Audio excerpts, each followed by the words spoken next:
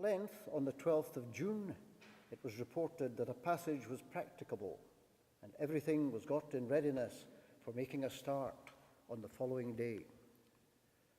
On the 13th June, after bidding farewell to our kind friends at York and receiving a salute of 7 guns and 3 hearty cheers, we set sail with a light air of fair wind. We had not proceeded more than a mile down the river when the wind chopped round directly in our teeth and blew a gale. As I could not think of turning back, we were speedily under close-reefed sail, turning to windward. The wind and tide were going in opposite directions, and there was an ugly cross-sea running, which caused us to ship much water over both the lee and weather side. As we advanced, the wind gradually abated, and we soon fell in with quantities of ice driving along with the current, through which we had much difficulty in finding a passage.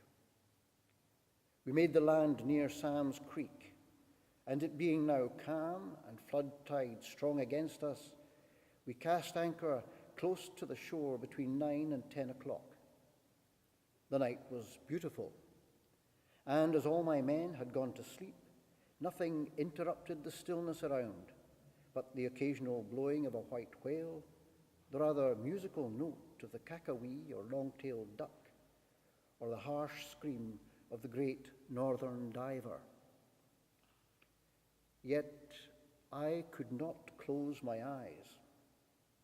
Nor was this wakefulness caused by the want of comfort in my bed, which I must own was none of the most inviting, as it consisted of a number of hard-packed bags of flour over which a blanket was spread, so that I had to accommodate myself in the best way I could to the inequalities of the surface.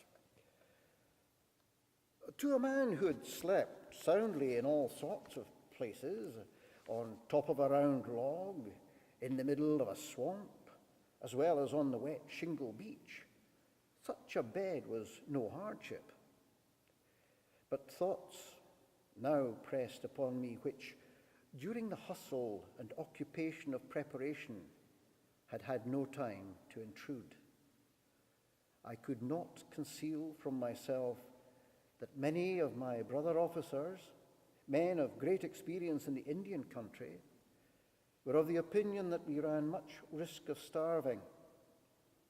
Little was known of the resources of that part of the country to which we were bound, and all agreed that there was little chance of procuring fuel unless some oil could be obtained from the natives. Yet, the novelty of our route and of our intended mode of operations had a strong charm for me, and gave me an excitement which I could not otherwise have felt.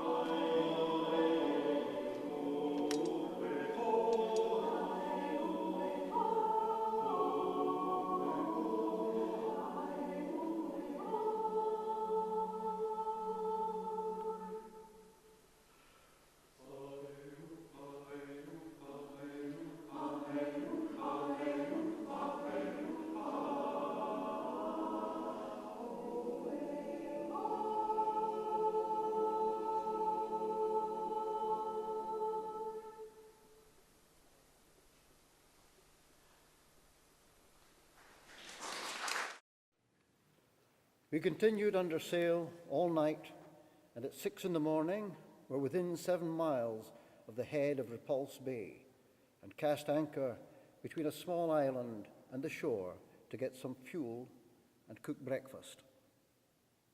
In the afternoon, the wind being ahead, we plied to windward, and when entering Gibson's Cove, observed with much joy 4 Eskimo on the shore.